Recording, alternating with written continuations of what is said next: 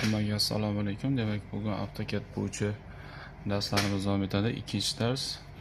Birinchi darsda biz AutoCAD interfeysi bilan tanishgandik. Interfeys bu yerdagi bo'limlar haqida, keyin va bu yerdagi bo'limlar haqida tanishgandik. Kimda kanalda yangi bo'lsa, demak, birinchi darsga kirib ko'rib olishi mumkin bemalol. Demak, bugun ikkinchi dars. Ikkinchi darsda biz bugun 3 ta buyruq bilan tanishamiz. Line, polyline, circle bilan tanishamiz bugun. Qisqacha tushuntirishga harakat qilaman, cho'zib yubormasdan. Imkon boricha videoni sifatli qilib olishga harakat qilyapman. Telefonda yozilyapti video. Hech qanaqa kamera yo'q. Demak, birinchi buyrug'imizni boshladik. Birinchi buyruq bu line hisoblanadi. Bu chizishda ishlatiladi. Mana o'zi ustiga olib borsangiz ko'rsatib qo'yadi, nima qilishi, vazifasi. Inglizchadan xabaringiz bo'lsa, ozroq tushunib olasiz, nima haqida bu gapirayotganini. Hamma buyruqdan ustiga olib borsangiz, mana shunday ustiga ko'rsatadi, nima qiladi, qanday foydalanish kerak. Demak, foydalanamiz. Qanday foydalanamiz? Demak, birinchisi bu buyruqlarni har qanday AutoCAD buyruqni hozir qilishda ikki xil yo'li bor. Imkon boricha harakat qilinglar. Men maslahatim o'zimni klaviaturada foydalanishga, chunki vaqtingizni tejaydi. Hamma buyruqlarni ham bu yerdan ertaga katta proyektlarni ishlayotganingizda yoki vaqt tig'iz bo'lib qoladi. O'shanda klaviaturada foydalanishni o'rgansanglar, o'zingizlarga oson bo'ladi. Ko'p narsani hosil qilishda klaviatura juda zo'r yo'l hisoblanadi. Demak, birinchisi line hosil qilish uchun klaviaturadan line inglizchasi, ya'ni line yozsangiz kelib chiqadi. Enterni bitta bosasiz yoki probeldan bossangiz buyruq ishga tushadi avtomatik. Demak, mana hozir buyruq ishga tushdi, nuqtani ko'rsat deyapti. Mana bu tekstlikdan har qanday bitta nuqtani ber. Mana berdik. Chizyapti. Hozir bizga F9 yoqilgan. Mana bu 90 gradus ko'rsatib qo'yilgan joy, mana F8 uzr. F8 yoqib qo'yilgan. F8 yoqilganligi uchun ham bu faqat vertikal yoki gorizontal harakat qiladi. Hozir shuni o'chirib qo'ysam, chizig'im har xil yo'nalishda qarab ketadi. Demak, birinchi buyruqni kiritamiz. Birinchi buyruq mana bosildi. Endi bunga o'lcham beramiz. Deylik, sizga masalan 1 metrlik chiziq kerak.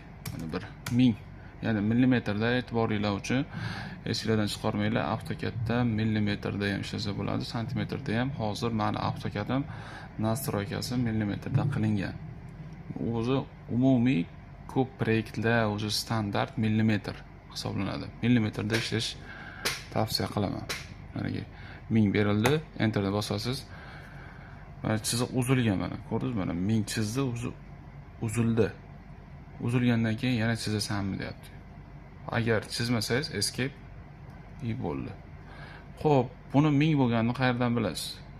Shuni ustiga bitta bosasiz, mana bo'lim properties. Buni xarakteristikasi, ya'ni свойства ruschasida, o'zbekchasida xarakteristikasi.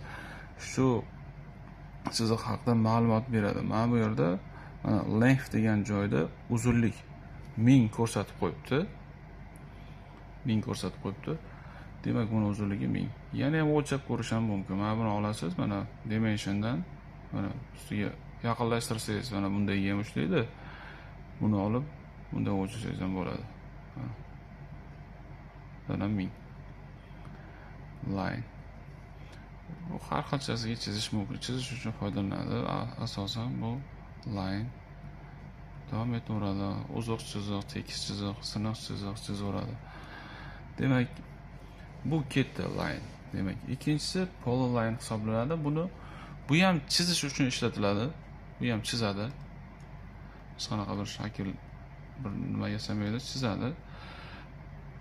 Line da farqi shundaki, bu yaxlit chiziq.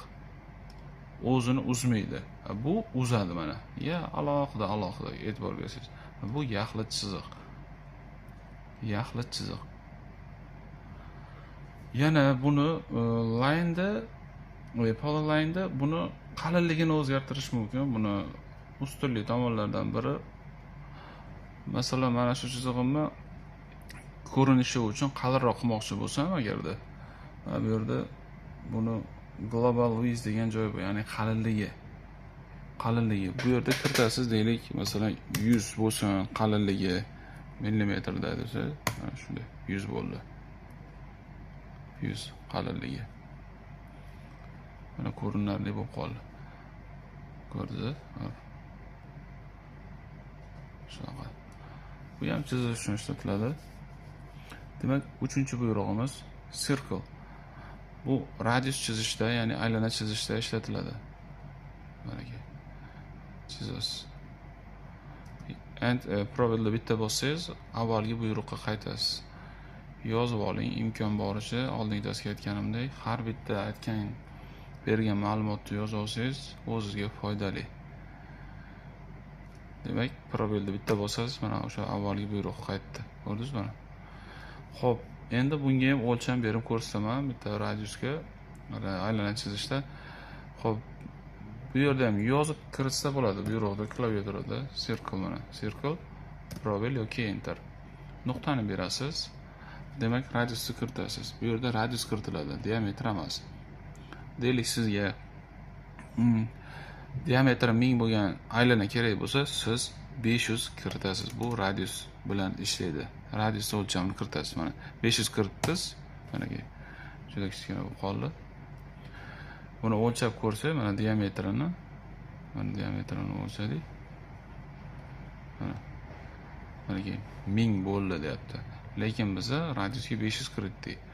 Diametr 1000 bo'ldi. Demak, qilgan ishimiz to'g'ri. Buguncha shu. Keyingi darslarda ko'rishguncha kanalga obuna bo'lib qo'yinglar. Yana foydali ma'lumotlar chiqarishga harakat qilaman. Rahmat.